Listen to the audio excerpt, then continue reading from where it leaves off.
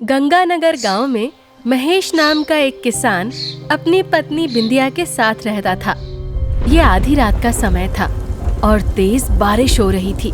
उसी समय अचानक से महेश नींद से जागा। अरे ये क्या? तभी बिंदिया भी जाग उठी। अरे क्या हुआ आपको इतनी रात में? कोई सपना देख लिया क्या? अरे नहीं बिंदिया, बारिश आ रही है, मुझे अभी खेत पर जाना होगा। मैंने खेत में नाला नहीं बनाया था।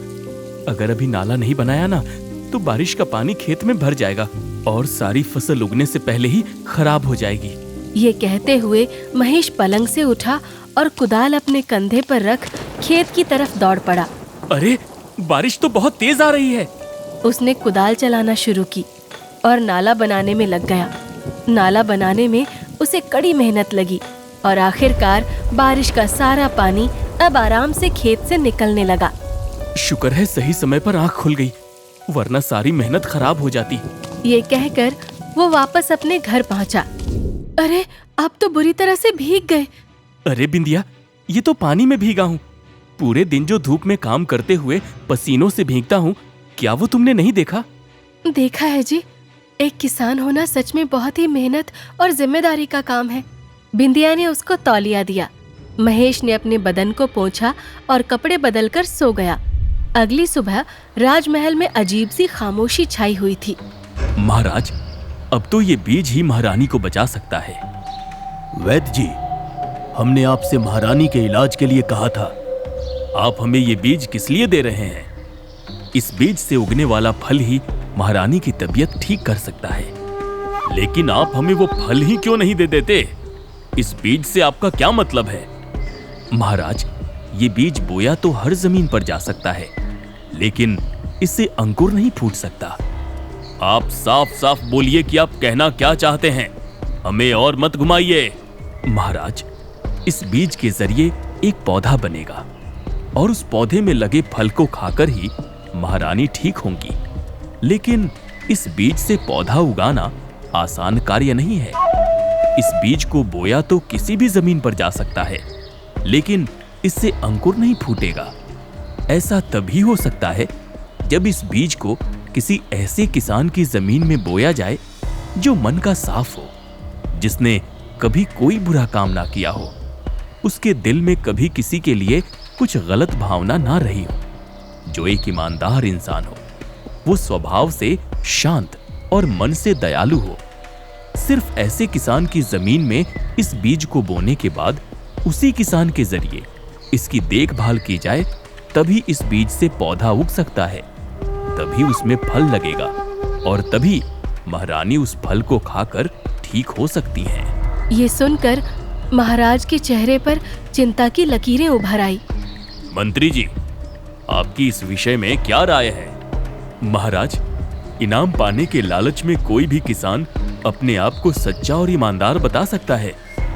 असल में इस तरह का किसान कौन है, ये पता लगाना तो वाकई में मुश्किल होगा।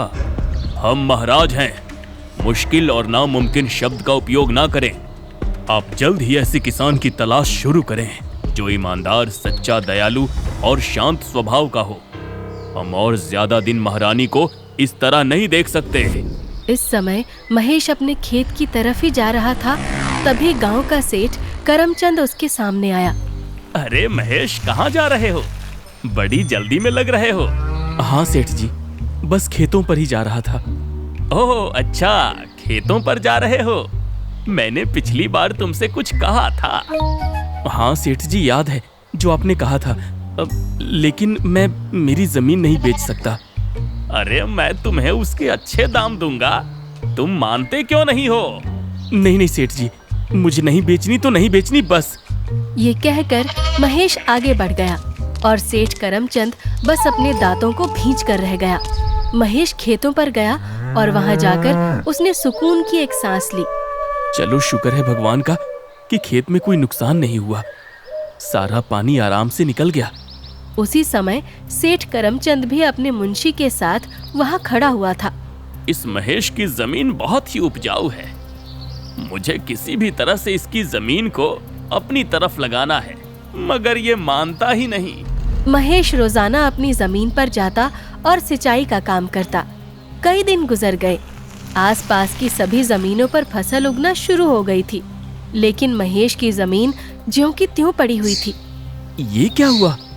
मैंने तो अपना काम बड़ी मेहनत से किया था, फिर अभी तक फसल क्यों नहीं उगी?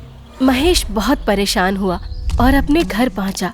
बिंदिया ने उसको पीने के लिए पानी दिया, लेकिन उसका ध्यान कहीं और ही था। अरे क्या हुआ आपको? इतने परेशान क्यों दिख रहे हैं?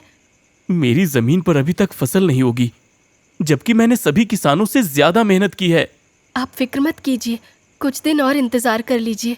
हो सकता है इस बार आपकी फसल उगने में थोड़ा ज्यादा समय ले रही हो। कई दिनों इंतजार करने के बाद भी फसल नहीं उगी। अब महेश के हालात बहुत खराब हो चुके थे। एक दिन सेठ फिर से उसके पास आया। अरे महेश, कैसे हो तुम? सेठ जी, आप? तुम इतने दिनों से अपनी जमीन पर जाकर कमर तोड़ मेहनत कर रहे हो, तब भी उस पर फसल क्यों नहीं उग रही? सेठ जी, दरअसल ये तो मुझे भी समझ नहीं आ रहा कि इस बार ऐसा क्यों हो रहा है। अरे तुम्हारी जमीन बंजर है, बंजर। मैंने तुमसे कहा था ना कि तुम इसे मुझे बेच दो, लेकिन तुमको तो भूत सवार था। ज्यादा पैसे कमाने का लालच था, लालच। सेठ जी, मैं चुप हूं इसका मतलब ये नहीं कि आप कुछ भी बोलेंगे। लालच उसे कहते हैं जो बिना मेहनत किए किसी चीज को पाने की लालसा की जाए, लेकिन मैंने तो कड़ी मेहनत की है।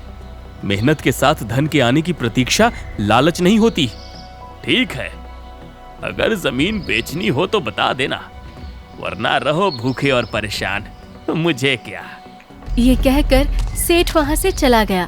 आप इस सेठ की बातों पर ध्यान मत दीजिए, सब ठीक हो जाएगा। अब तो बस एक ही डिब्बे में चावल बचे हैं। चलो शुक्र है ऊपर वाले का, यही बना देती हूँ। बिंदिया ने चावल बनाना शुरू किया। बेचारा महेश इतने सोच में ही डूबा रहा। उन्होंने खाना खाया और दोनों सोने के लिए बेड पर चले गए, लेकिन महेश की आंखों में नींद नहीं थी। कुछ दिन और गुजर गए। आसपास के सभी खेतों में फसल लहलहा रही है, लेकिन मेरी जमीन अभी भी ऐसे ही पड़ी है। अगर मेरी जमीन बंजर हो चुकी है तो फिर मैं क्या करूंगा? कैसे जीऊंगा? अपना घर कैसे चलाऊंगा? अपने मन में कई तरह के सवाल लिए वो घर पहुंचा। क्या हुआ? क्या आज भी फसल नहीं होगी? हाँ बिंदिया, अब तो मेरी हिम्मत टूट चुकी है। जब जमीन ही बंजर हो चुकी है तो फिर इसके सहारे बैठना बेकार है। अब महेश ने कुछ सोचा और जमीन के दस्तावेज लेकर सेठ के पास पहुंचा। सेठ जी। अरे अरे महेश, आओ आओ बैठो, बोलो कैसे आना हुआ? आप मेरी जमीन खरीदने के लिए कह रहे थे ना, मैं उसे बेचने के लिए राजी हूँ। ओह अच्छा अच्छा अच्छा, ठीक है बेच दो, लेकिन मैं उसके सिर्फ तुम्हें 300 ही मुद्राएं दूंगा। ये आप क्या कह रहे हैं सेठ जी? इतनी बड़ी जमीन के सिर्फ 300 मुद्राएं? उस समय ये जमीन एक उपजाऊ जमीन थी और अब ये एक बंजर जमीन है। अगर उस समय बेच देते तो ठीक दाम मिल जाते ना। अब तो मैं इसके 300 मुद्राओं से एक भी ज्यादा नहीं दे सकता भैया। अगर जमीन नहीं बेची तो और न जाने कितने दिन भूखे रहना पड़ेगा। ठीक है सेठ जी, आप जमीन ले लीजिए। ये सुनकर सेठ मुंशी की तरफ देखकर मुस्कुराया और उसने महेश से जमीन के दस्तावेज ले लिए। मुंशी जी, महेश को 300 मुद्राएं दे दीजिए। मुंशी ने महेश को मुद्राएं दी और महेश उन्हें लेकर अपने घर आया। बिंदिया, मैंने सेठ जी को जमीन बेच दी, पूरे 300 मुद्राओं में। ये आपने क्या किया, इतने कम दाम में? तभी दरवाजे पर दस्तक हुई। महेश ने दरवाजा खोला तो सामने 2 सिपाही खड़े थे। तुम्हारा नाम महेश है? जी, मैं महेश ही हूँ। तुमको हमारे साथ चलना होगा, महाराज तुमसे मिलना चाहते हैं। ये सुनकर महेश थोड़ा घबरा गया और बिंदिया की तरफ देखा। आप घबरा क्यों रहे हैं? जाकर बात कीजिए, महाराज ने आपको कैसे याद किया? महेश उसी समय सिपाहियों के साथ महाराज के दरबार में पहुंचा। महाराज की जय हो। महाराज, यही महेश किसान है। महेश, तुम यहाँ हमारे सामने सिर्फ इसी वजह से खड़े हो क्योंकि तुम एक मेहनती, ईमानदार, हमेशा सच बोलने वाले, दूसरों का भला सोचने वाले और एक दरिया दिल इंसान हो। मैं अपने आप को खुशकिस्मत समझूंगा महाराज। कि आपको मेरी जरूरत पड़ी।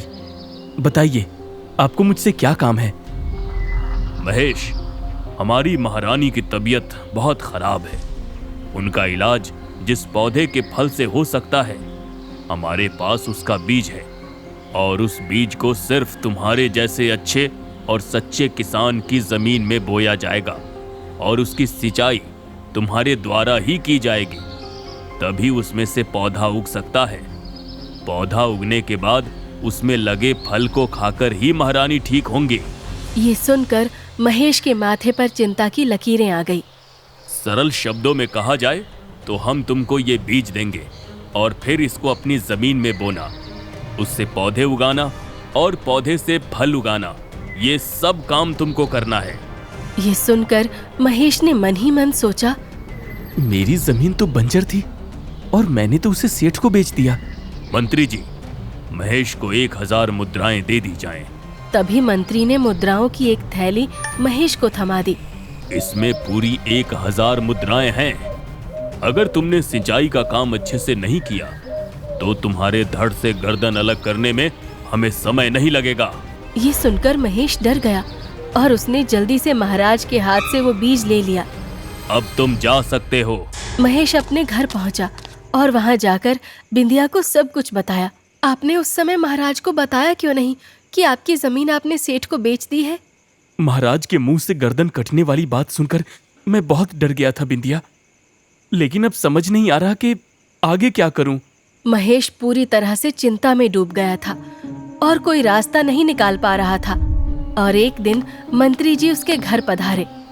महेश, मुझे महाराज ने मुआयना करने भेजा है कि बीज से पौधा उगा है या नहीं। मुझे अपनी जमीन पर ले चलो। क्यों ना मैं इनको जमीन दिखा दूं। उस पर फसल तो वैसे भी नहीं उगती। जब ये खाली जमीन देखेंगे और तब सवाल करेंगे तो मैं बता दूंगा कि मेरी जमीन बंजर थी, इसलिए मैंने उसे सेठ को बेच दिया था। तब शायद मेरी गर्दन कटने से बच जाएगी। ठीक है मंत्री जी, चलिए। महेश मंत्री को साथ लिए अपनी जमीन पर पहुंचा, जो अब सेठ की हो चुकी थी। लेकिन उसको देखकर महेश भी हैरान रह गया। पूरी जमीन अच्छी तरह से फसल से भरी थी। ये कैसे हो सकता है? क्या ये कैसे हो सकता है? तुमने वो बीज कहाँ बोया था? मुझे वहां लेकर चलो। मंत्री जी, मैंने उस बीज को अभी तक नहीं बोया। क्या? लेकिन क्यों? उस बीज को क्यों नहीं बोया तुमने? दरअसल ये मेरी जमीन पहले हुआ करती थी, पर अब ये सेठ जी की है। पिछले महीने से इस पर कोई फसल नहीं उग रही थी। मैंने 2 बार इसमें बीज डाले और सिंचाई का काम भी किया, लेकिन फिर भी फसल नहीं उग पा रही थी, इसलिए मैंने इसे सेठ जी को बेच दी थी। लेकिन अब तो इस पर फसल लहलहा रही है। यही तो मेरी समझ में नहीं आ रहा है मंत्री जी। महेश, अगर इस बीज से पौधा नहीं उगा तो तुम्हारी गर्दन कटने से कोई नहीं बचा सकता। हाँ। ये सुनकर महेश का दिल दहल उठा। मंत्री जी उसको छोड़कर चले गए, लेकिन उसके दिल की धड़कनें बुरी तरह चल रही थी। वो उसी समय सेठ करमचंद की हवेली पहुंचा।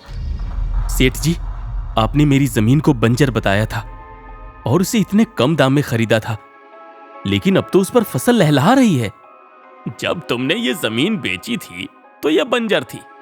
अब फसल उग रही है तो वो मेरी किस्मत है, और अब वो तुम्हारी जमीन नहीं है महेश।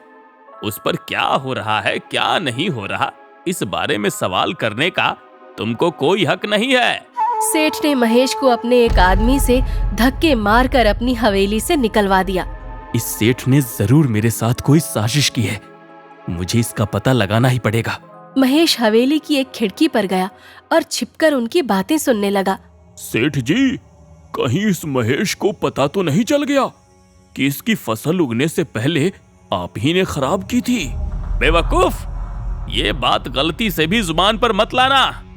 महेश इस बात का कभी पता नहीं लगा पाएगा कि हम ही उसकी जमीन में वो औषधि डालते थे जिससे कि उसमें फसल ना उगे और बीजों में कीड़े लग जाएं।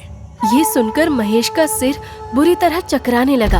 अब मैं महाराज से ये भी नहीं कह सकता कि मेरी जमीन बंजर थी इसलिए मैंने बेची थी।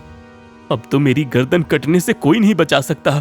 अगली सुबह बिंदिया जैसे ही नींद से जागी तो उसने अपने आप को अकेला पाया। अरे ये कहाँ चले गए? उसने पूरे घर में देखा और बाहर निकलकर आसपास के लोगों से पूछा, क्या आपने इनको देखा है? नहीं, हमने तो महेश को नहीं देखा। कुछ ही देर में पूरे गांव में ये बात फैल गई कि महेश अपने घर में नहीं है। सेठ जी, आपने सुना? महेश अपने घर से गायब है। अरे तो मुझे उससे क्या फर्क पड़ता है, वो गायब हो या मर जाए। सेठ मंत्री से बात ही कर रहा था कि तभी बिंदिया कुछ गांव वालों के साथ वहां पहुंची। मेरे पति की मौत का जिम्मेदार यही सेठ है। अरे ये क्या बकवास कर रही हो तुम? मैं सच कह रही हूँ। तुमने मेरे पति की फसल खराब करके धोखे से उनकी जमीन कम दाम में खरीद ली थी। रात मेरे पति मुझसे यही बात कर रहे थे और वो बहुत रो भी रहे थे। उन्होंने खेती करने में कितनी मेहनत की थी। एक किसान की मेहनत खराब करने में तुमको जरा भी दया नहीं आई। तुम मुझ पे बेकार के इल्जाम लगा रही हो बिंदिया। और तुम्हारे पति की मौत कब हुई? अरे कहाँ है उसकी लाश? एक किसान मरने के बाद भी अपनी जमीन से जुड़ा होता है और वो जिंदा नहीं है तो उनकी आत्मा जरूर उनकी जमीन से जुड़ी होगी। ये सुनकर सेठ ने मुंशी की तरफ देखा और ठहाका लगाकर हंस पड़ा। बस हो गया, अब तुम अपने घर जा सकती हो। जा रही हूँ, लेकिन मेरे पति की आत्मा तुझसे बदला लेने जरूर आएगी सेठ, जरूर आएगी। ये कहकर बिंदिया सभी गांव वालों के साथ वहां से चली गई। उसी दिन की रात सेठ आराम से अपने घर में सो रहा था। अचानक उसे एक आवाज सुनाई दी। सेठ, तूने मेरी जमीन छीनकर अच्छा नहीं किया। मैं तुझे जिंदा नहीं छोड़ूंगा। ये आवाज सुनकर अचानक सेठ की आंख खुल गई और उसने पाया कि वो और मुंशी अपने घर पर नहीं बल्कि खेत की जमीन पर सोए हैं। अरे सेठ जी, आप, हम दोनों यहाँ कैसे आए? हम तो अपने घर में सो रहे थे। तुमको यहाँ मेरी आत्मा लाई है। ये आवाज सुनकर दोनों ने उस तरफ देखा तो सामने से उनको महेश आता हुआ नजर आया, जिसके चेहरे पर अजीब सी सफेदी छाई हुई थी और वो बहुत ही भयानक लग रहा था। महेश? हाँ, मैं महेश की आत्मा हूँ। तुम लोगों ने मेरी जमीन छीनकर मुझे मरने पर मजबूर कर दिया। अब मैं तुम दोनों को जिंदा नहीं छोड़ूंगा। ये सुनकर मुंशी और सेठ की घिघी बंध गई। हमें माफ कर दो महेश, हमसे बहुत बड़ी गलती हो गई। नहीं, मैं तुमको मारे बिना नहीं जाऊंगा। तुम्हारी वजह से मेरी जान गई थी। अब मेरी बीवी बेसहारा है, उसे देखने वाला कोई नहीं है। नहीं महेश, तुम्हारी बीवी को हम सब कुछ दे देंगे। अब उसके खाने पीने का, रहने सहने का, अरे सारा कुछ मैं देखूंगा। ऐसे नहीं, तुमको महाराज के दरबार में जाकर अपना अपराध स्वीकार करना होगा। उसके बाद ही मैं तुमको जिंदा छोड़ सकता हूं, वरना नहीं महेश, हम ऐसा ही करेंगे। हमें बस आज रात तक का समय दो। ठीक है, दे दिया। सेठ और मुंशी उसी समय अपने घर को भागे और दोनों चादर में समाकर कांपने लगे। उन दोनों की हालत बहुत खराब थी।